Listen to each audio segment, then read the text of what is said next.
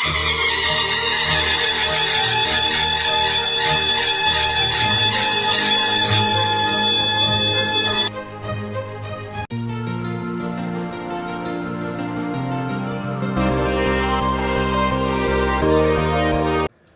खानाच्या भेटीवेळी शामियानात झालेल्या जीवघेण्या चकमकीत शिवरायांनी अफजल खानाची तलवार स्वतः हस्तगत केली होती.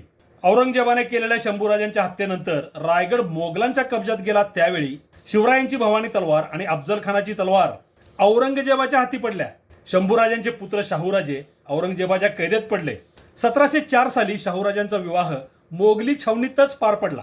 यावेळी औरंगजेबाने शिवरायांची भवानी तलवार आणि अफजल खानाची तलवार अशा 2 तलवारी शाहूराजांना भेट म्हणून दिल्या. यानंतर छत्रपती शाहू महाराज आणि त्यांच्या पुढील वंशजांनी भवानी तलवारी बरोबरच अफजल खानाची तलवार सुद्धा एक मौल्यवान विजयचिन्ह म्हणून सातारा येथे राजवाड्यात जपून ठेवल्या होत्या. ग्रँट डफ याने या तलवारी स्वतः पाहिल्या होत्या. हा ग्रँट डफ मराठेशाहीच्या अस्तानंतर सातारा संस्थानचा सर्वोच्च ब्रिटिश अधिकारी होता आणि त्याने त्याच्या हिस्ट्री ऑफ द मराठाज या ग्रंथामध्ये ही सर्व हकीकत दिली आहे.